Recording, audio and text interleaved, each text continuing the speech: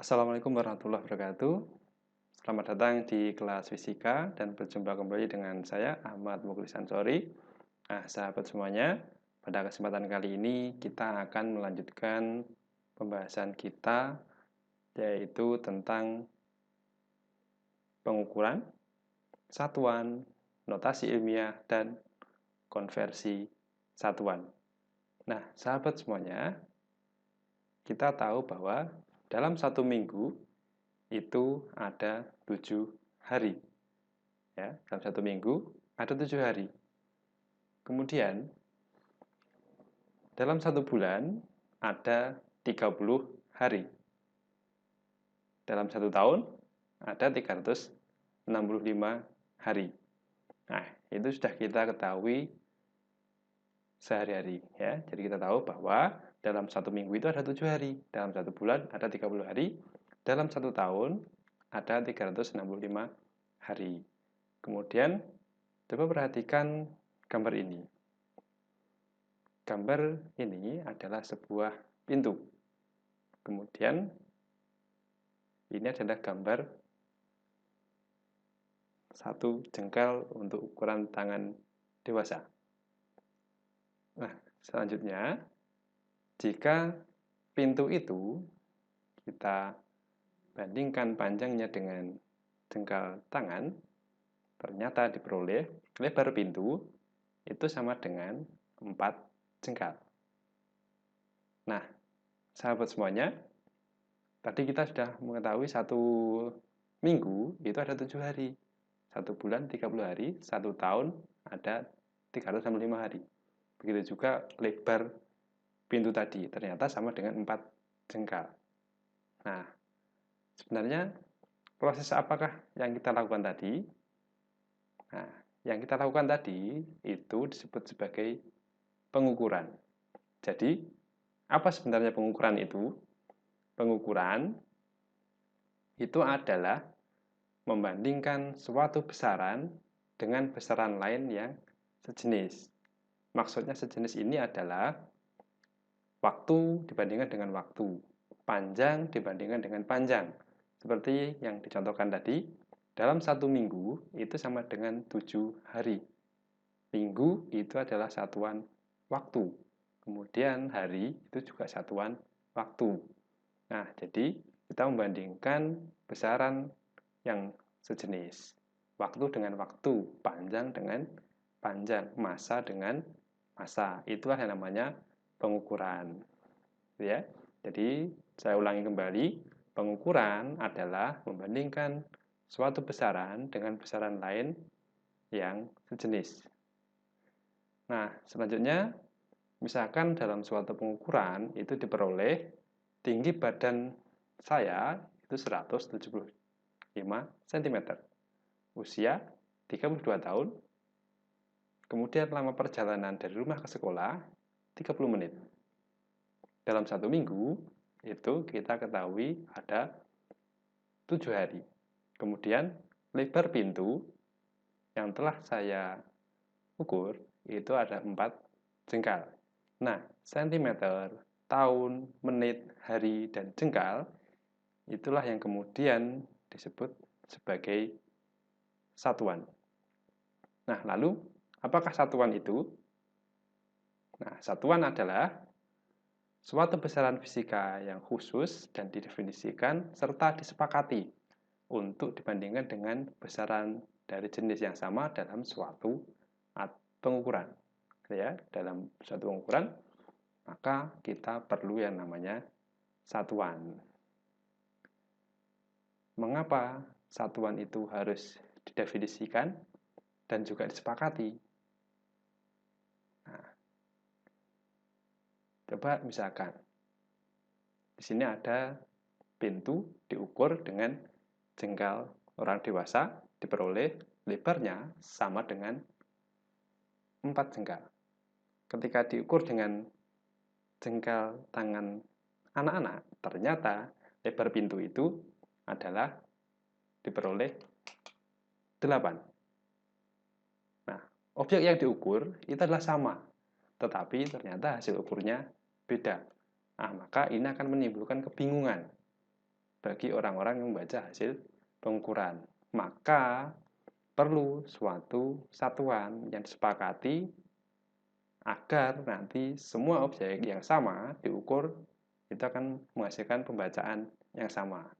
Maka muncullah yang kemudian disebut dengan satuan internasional. Satuan internasional adalah satuan yang telah disepakati secara internasional dan bisa digunakan di seluruh negara dan bisa ditiru sehingga pembacaan suatu hasil ukuran itu akan diperoleh sama ketika dibaca di berbagai tempat. Apa saja itu satuannya? Yaitu untuk besaran pokok, panjang itu adalah meter, massa kilogram, waktu sekon, kuat arus listrik ampere, kemudian suhu Kelvin, intensitas cahaya kandela, jumlah zat menggunakan mol.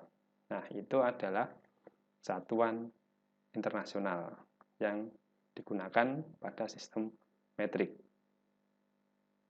Nah, contohnya ini adalah salah satu keuntungan ketika menggunakan satuan internasional. Ada sebuah pintu, lebarnya adalah 80 cm. Nah, pintu itu jika diukur di Amerika, maka akan terbaca 80 cm. Jika dibawa ke Eropa, maka diukur lebarnya terperoleh 80 cm. Dibawa ke Australia, hasilnya juga 80 cm. Diukur di Indonesia, maka hasilnya juga 80 cm. Nah, itulah kemudahan atau keuntungan ketika menggunakan satuan internasional yang baku, sehingga ketika suatu objek diukur di berbagai tempat, maka akan menghasilkan hasil ukur yang sama, sehingga tidak menimbulkan kebingungan bagi orang-orang yang membaca hasil ukurnya. Nah, kemudian objek dalam fisika yang diukur itu ternyata ada yang nilainya sangat besar, ada juga nilainya yang sangat kecil. Lalu bagaimana untuk mengekspresikan nilai yang sangat besar dan sangat kecil itu? Maka dalam suatu satuan itu ada, nah ini, jadi ada awalan dan juga faktor pengalinya.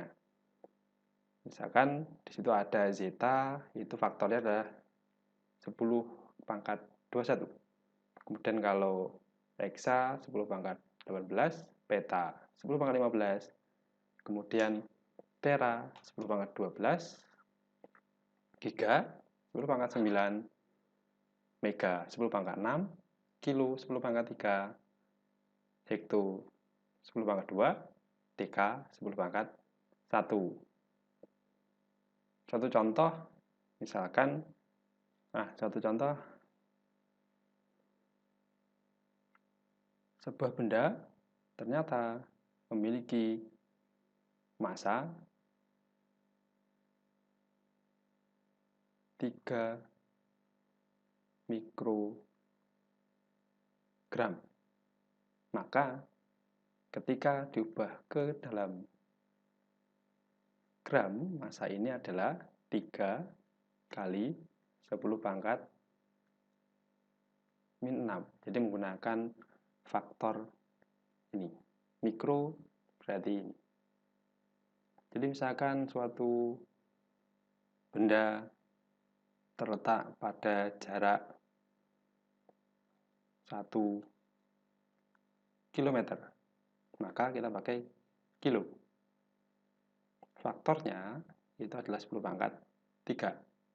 Sehingga kalau ini dinyatakan dalam meter, berarti 10 pangkat 3 meter. Atau ini adalah 1000 meter.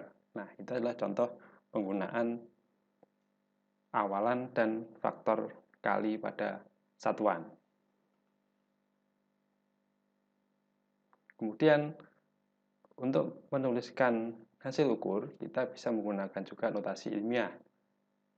Notasi ilmiah itu aturan dalam penulisannya itu menggunakan persamaan ini. P kali 10 pangkat N dengan P nilainya itu adalah lebih besar atau sama dengan 1 dan kurang dari 10. Ini adalah aturan dalam penggunaan penulisan notasi ilmiah. Contoh, jika suatu benda yang massanya ini adalah 2.500.000 kg, maka dalam penulisan notasi ilmiah ini kita menggunakan 1, 2, 3, 4, 5, 6. Jadi komanya 2,5. Bagian depan ini antara 1 sampai dengan 10. Dikalikan 10 pangkat 1, 2, 3, 4, 5, 6.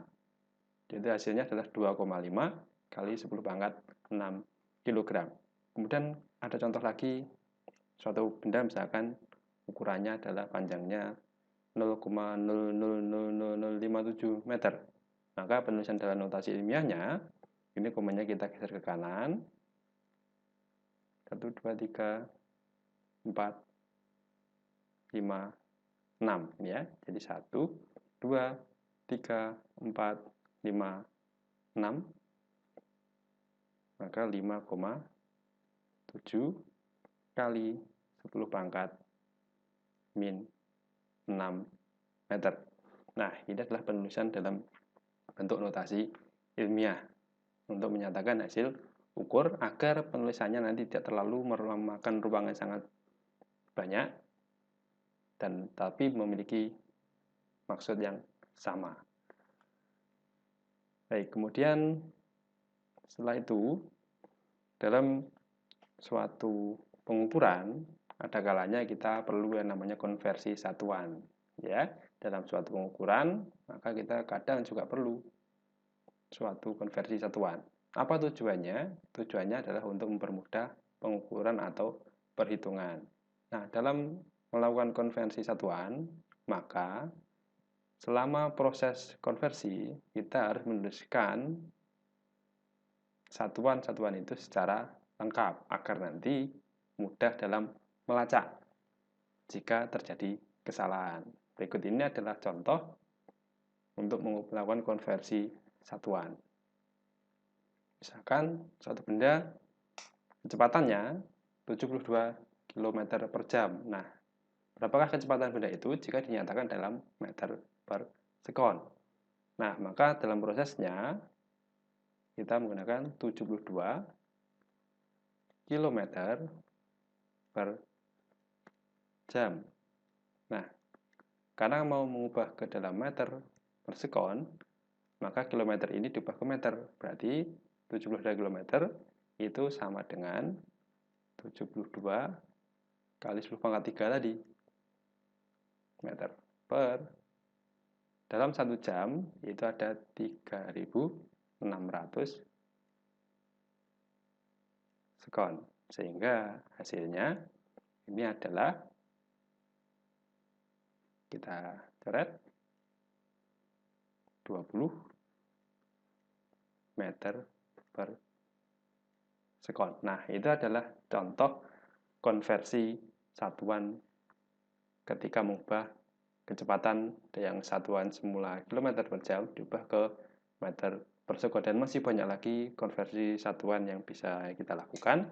Nah, mudah-mudahan contoh ini dapat bermanfaat dan selamat belajar.